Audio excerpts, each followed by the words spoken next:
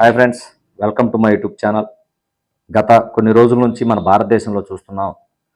వికసిత భారత్ 2047కి భారతదేశాన్ని వికసించేలా ప్రయత్నాలు చేయాలని చెప్పేసి అటు ప్రధానమంత్రి గారు, ఇటు మన ఆంధ్రప్రదేశ్ రాష్ట్ర ముఖ్యమంత్రి గారు 2047ని టార్గెట్గా పెట్టుకుని భారతదేశాన్ని అభివృద్ధి పదంలో ముందుకు తీసుకెళ్ళాలి, ఆంధ్రప్రదేశ్ రాష్ట్రాన్ని కూడా అభివృద్ధి పదంలో ముందుకు తీసుకెళ్లాలనే ఉద్దేశంతో వీళ్ళు ప్రయత్నాలు ప్రారంభించారు. అయితే 2047కి వికసిత భారత్ అవుతుందా అంటే 100కి 100% అవ్వదు. ఎందుకు అంటే ఈ రోజున భారతదేశం కావచ్చు, ఆంధ్రప్రదేశ్ రాష్ట్రం కావచ్చు, అభివృద్ధి పదంలో ముందుకు దూసుకెళ్లాలంటే ఖచ్చితంగా ఇక్కడ నివసిస్తున్న ప్రతి ఒక్క పౌరుడు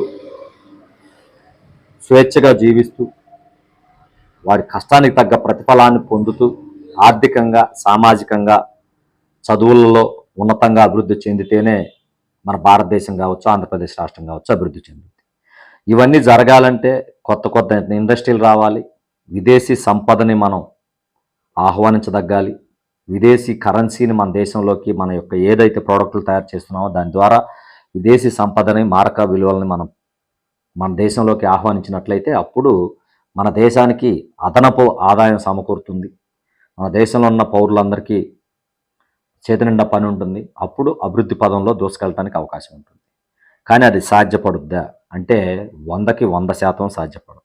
ఈ రోజున మన దేశంలో కావచ్చు, మన రాష్ట్రంలో కావచ్చు ప్రజలు ఎలా ఉన్నారంటే ఎవరి స్థాయిలో వాళ్ళు, రాజకీయ నాయకుడి దగ్గర నుంచి కింది స్థాయిలో సామాన్యుడి దాకా అందరూ ఎవరి స్థాయిలో వాళ్ళు నా పక్కనోడు ఏవైనా పర్లేదు, వాడిని జలగలాగా పీల్చైనా సరే నేను ఎదగాలి అన్న కాన్సెప్ట్లో ఈ రోజున జీవనం సాగిస్తున్నారు మన ఆంధ్రప్రదేశ్ కావచ్చు, మన భారతదేశం కావచ్చు. మీరు ఎక్కడైనా గమనించండి, ఏ రంగంలో చూసినా అవినీతి. వాడు ఒక పని చేస్తున్నప్పుడు ఆ పనికి తగ్గ ఆదాయం పొందుతున్నప్పుడు మరలా లంచం తీసుకోవాల్సిన దుస్థితి ఎందుకు అంటే వాడు మాత్రమే బాగుపడాలి, పక్కనోడు ఏమైపోయినా పర్లేదు నేను మాత్రమే బాగుపడాలని ఒక దురాశ. ఇది ఎలా ఉందంటే, ఎంత దారుణంగా ఉందంటే, వాళ్ళ రాజకీయ నాయకులు ఉన్నారు, వాళ్ళకి నెలకి జీతం వస్తుంది ఇంత అని వాళ్ళ ఆర్భాటాలు, వాళ్ళ యొక్క సంపద, అధిక సంపద కోసం వాళ్ళు ఓట్లు కొనుగోలు చేసినప్పుడు పెట్టిన పెట్టుబడికి పెంపొందించుకోవటం, దాన్ని 3 రెట్లు 4 రెట్లు చేసుకోవటం కొరకు ఖనిజ సంపదని దోచుకోవటం ప్రారంభించాయి. ఇది రాజకీయ నాయకులు చేస్తున్న పని. ఎక్కడా కూడా వాళ్ళు రాజీ పట్టలేదు. రాష్ట్రంలో కావచ్చు, దేశంలో కావచ్చు, ఎక్కడ ఖనిజ సంపద ఉంటే దాన్ని దోచుకోవటం, వారు పెట్టిన పెట్టుబడితో పాటుగా ఎక్కువగా సంపాదించుకోవటం రాజకీయ నాయకులు చేస్తున్న పని. ఇవాళ ఉద్యోగస్తులు, వీళ్ళకంటూ వీళ్ళు చేస్తున్న పనికి ఇంత గౌరవ వేతనం అనేది ఉంది అంటే వాళ్ళకి జీతం అనేది గౌరవ వేతనంగా ఉంటే అయినా సరే వాళ్ళు మళ్ళీ లంచాలు మరిగి అదనపు ఆదాయం. ఇది ఎలా ఉంటుందంటే, ఫర్ ఎగ్జాంపుల్ ఒక రైతు పొలంలో 10 రూపాయలు కష్టపడి పోగేసుకొని వాడు జీవితకాలం కష్టపడితే 10 లక్షలు సంపాదించి దాంతో ఒక అరెకరం పొలం కొంటే ఆ అరెకరం రిజిస్టర్ ఆఫీస్లో రిజిస్టర్ చేయించుకోవడానికి వెళ్తే రిజిస్ట్రార్ తీసుకునే లంచం, రిజిస్టర్ అయిన తర్వాత దాన్ని పాస్బుక్ కోసం పెట్టుకుంటే ఎంఆర్ఓ ఆఫీస్లో తీసుకునే లంచం.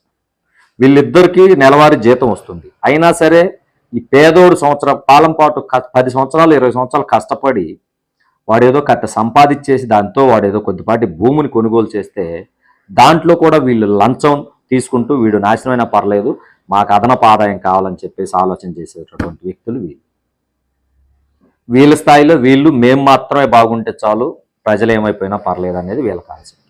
ఇవాళ వ్యాపారస్తులు ఒక ప్రోడక్ట్ని కొని దాన్ని అమ్మితే లాభం మాత్రమే చూసుకోవాలి, ఒక వస్తువును కొని దాన్ని అమ్మితే దాంట్లో వచ్చే లాభాన్ని మాత్రమే చూసుకోవాలి. కానీ ఇక్కడ వ్యాపారస్తులు నకిలీలకు కూడా పెద్దపీట వేస్తున్నారు. వాడికి ఒక్కసారిగా అధిక లాభం రావాలంటే నకిలీలు తయారు చేయాలి, నకిలీలు తయారు చేస్తూ ప్రజలకు అంటగట్టేసి, రైతులకు అంటగట్టేసి అధిక ఆదాయం పొందుతూ ఈ ప్రజలు రైతులు ఏమైపోయినా పర్లేదు నేను బాగుంటే చాలన్న స్వార్థం ఈ వ్యాపారస్తులు. ఇక రైతులు ఉన్నారు, వీళ్ళల్లో కొంతమంది మేధావులు, వీళ్ళు పక్కోడి గట్లు కలుపుకోవటం, లేకపోతే పయ్యోడు చేలోంచి నీళ్ళు ఎక్కువగా వస్తున్నాయని చెప్పేసి నీళ్ళని ఆపు చేస్తూ వాడి నాశనమైనా పర్లేదు నేను ఒక్కడిని బాగుంటే చాలని దురాశతోటి వీళ్ళు కూడా నేనొక్కడనే బాగుండాలి, నా సోటి రైతులు కావచ్చు, వీళ్ళు కావచ్చు, నాశనమైనా పర్లేదు నేను బాగుంటే చాలని కాన్సెప్ట్ తోటి జీవనం సాగిస్తున్న వాళ్ళు వీళ్ళు.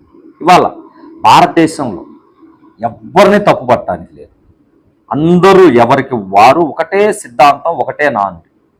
నేను బాగుంటే చాలు, నా పిల్లలు బాగుంటే చాలు, నా ఇంటి పక్కోడు సచ్చినా పర్లేదు, నా ఎదురింటోడు సచ్చినా పర్లేదు, వాళ్ళిద్దరి సంపాదన కూడా నేను పోగు చేసుకొని నేను మాత్రమే బాగుంటే చాలు అనే యొక్క దృక్పథంతో వీళ్ళు ఇవాళ జీవనం సాగిస్తుంటే వికసిత భారత్ ఎలా సాధ్యపడుతుంది?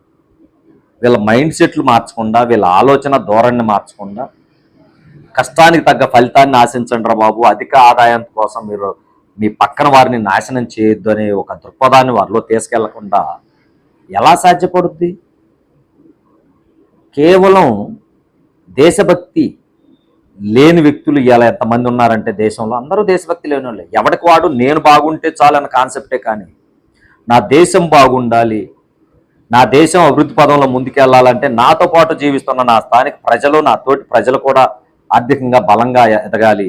ఇలా ఎదిగినప్పుడు నేను బాగుండాలి అనే కాన్సెప్ట్ వదిలేసి అందరూ బాగుండాలి, అందులో నేను ఉండాలి అనే కాన్సెప్ట్ తోటి ముందుకెళ్ళినప్పుడు మాత్రమే ఈ రోజున భారతదేశం అభివృద్ధి పదంలో ముందుకెళ్తుంది తప్పితే ఈ రోజున ఎవడికి వాడు నేను బతికితే చాలు, నా పక్కోడు ఏమైపోయినా పర్లేదనే కాన్సెప్ట్ ఇవాళ జీవనం సాగిస్తుంటే ఎక్కడ వికసిత భారత్ సాధ్యపడు?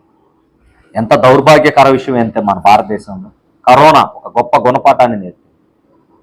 కరోనా టైంలో చాలామంది ప్రాణభయంతో బతికారు. అయినా సరే అప్పుడు బతుకుంటే చాలురా దేవుడు అని మొక్కిన వాళ్ళు మనిషి బ్రతుకు విలువని తెలిపినటువంటి కరోనా తర్వాత మళ్ళీ కరోనా మాయమైపోయిన తర్వాత ఎవడికి వాడు మళ్ళీ వాడు పాత సిద్ధాంతంలోకి వచ్చాడు.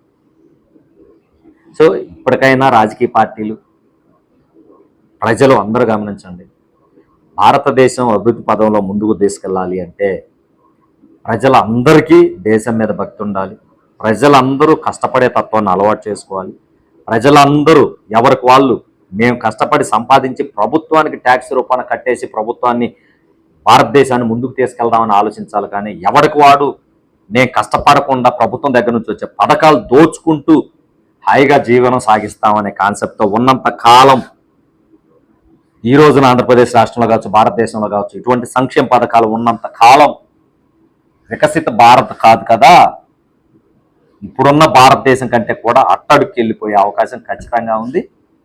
రాబోయే రోజుల్లో మరొక శ్రీలంక, మరొక బంగ్లాదేశ్ భారతదేశం అవుద్ది, ఇందులో ఎటువంటి సందేహం లేదు. నా వీడియో చూస్తున్న ప్రతి ఒక్కరూ వీడియోలో తప్పులుంటే క్షమించండి, కానీ ఇది వాస్తవంగా జరిగేది కాబట్టి చాలామంది కొంచెం నొచ్చుకోవచ్చు. అయినా సరే జరిగే వాస్తవాలు మాట్లాడుకోవాల్సిన అవసరం ఎంతైనా ఉంది కాబట్టి నా వీడియో నచ్చితే యూట్యూబ్ ఛానల్ సబ్స్క్రైబ్ చేయండి, నా వీడియోలు మరింత మందికి చేరవేయండి. జై జవాన్, జై కిసాన్, జై హింద్.